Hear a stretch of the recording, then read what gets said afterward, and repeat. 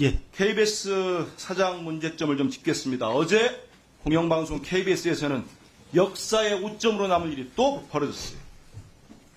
한 명을 제청했는데 KBS 노조는 7년 만에 파업을 결의했고 원천무효인 사장 선임 절차를 막고 단체 협약을 체결하기 위한 하루 동안 총파업을 했습니다. PPT 보십시오. 이게 군사작전입니까? 이진숙, 김태규의 방통위 2인 구조 졸속 의견. 위원장으로도 인정할 수 없는 유일임 증인의 셀프 연임. 이번에는 KBS 장악 연장 시도 똑같습니다. 윤석열 정권 아래서 방송장악을 위해서라면 비일비재하게 반복되는 형태예요. 동의 안 할 것 같으니까 묻지도 않겠습니다. 법원에서 이미 방통위 2인 구조 의결이 유법하다는 판결을 했습니다.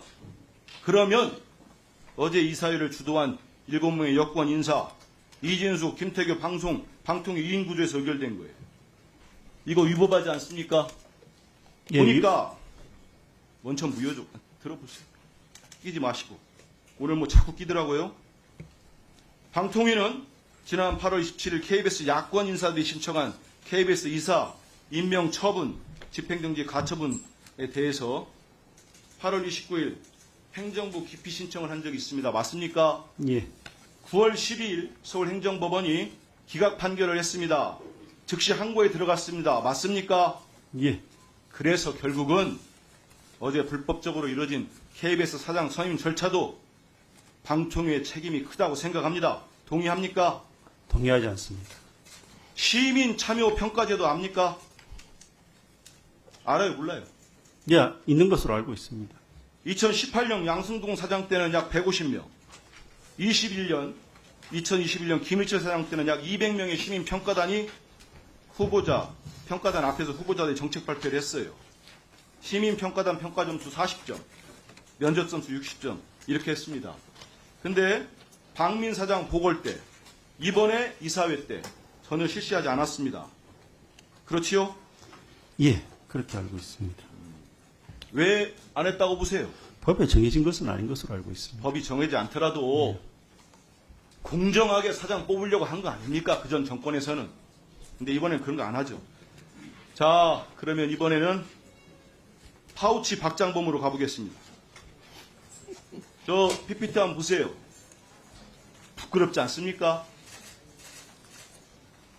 저런 식으로 윤석열 대통령 신년 기자회견도 계속 안고 있는데 공영방송이 이런 인터뷰를 합니다. 그것도 녹화로. 조그만 파우치. 결국은 파우치 박장범을 뽑기 위해서 어제 같은 이사회를 열었다고 볼 수밖에 없습니다. 다음 PPT 보세요. 자, 외신들조차도 다 디올백이라고 씁니다. 근데 대한민국의 공영방송 KBS는 그 말을 못합니다. 창피하지 않습니까?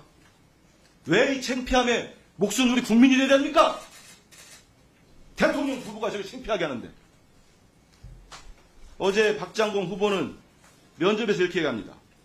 수입산 사치품을 왜 명품이라고 불러야 하는지 그건 부적절. 우리 이 방에서 이 회의실에서 이 말이 무슨 말인지 아는 사람 있습니까? 손 한번 들어보세요. 이런 사람이 KBS 사장 후보로 지금 뽑혔답니다. 자, 박민 사장님. 이거는 제가 뽑은 게 아닙니다. 한 일간지에서 이 제목을 뽑았습니다. 김건희 파우치 박장범, 대통령 숙직구 박민 제꼈다. 어떻게 생각하세요? 저는 대통령과 술을 먹은 게 대통령이 서울중앙지검장한테 딱 한 차례밖에 없습니다. 딱 한 번 드렸어요? 예, 단 한 번입니다. 자, 저는 낙하산 박민 사장도 모자라 이제 파우치 박장범을 사장 자리에 앉히는 거 보면서 현 윤석열 정권이 도대체 KBS를 얼마나 더 망가뜨려야 만족할지 개탄스러울 수밖에 없습니다. KBS 뉴스를 땡윤 방송, 땡김 방송으로 만들려고 하는 것이 같아요, 이제. 땡윤 방송을 넘어서가지고. 우리 국회는 위법적으로 선임된 KBS 이사들이 또 불법적으로 임명 제청한 KBS 사장 후보자를 인정할 수가 없습니다. 불법으로 뒤덮인 KBS 사장의 인사청문회는 저는 개최돼서도 안 되고 개최될 수도 없다고 봅니다. 명색이 기자라면 대통령을 만나면 저런 질문은 못할 겁니다. 조그마한 파우치란 표현은 어떻게 씁니까? 일전에 문재인 대통령 때 용감하게 질문한 KBS 앵커가 있었어요. 기자가. 비판을 받았지만 그때 어땠습니까? 기자는 물을 수 있다는 거 아닙니까? 그런 사람이 KBS의 수장으로 온다면 KBS가 더 어떻게 되겠습니까? 그런 일은 없도록 우리 국회가, 우리 민주당이 나가야 됩니다. 예, 오전 질의는 박민규 위원까지 진행하도록 하겠습니다. 그리고 서기석 이사장은 제가 다시 한번 요청드립니다. 오후 2시까지 출석해 주십시오. 오후 2시에 출석하지 않으면 즉시 동행 명령장을 발부하도록 하겠습니다.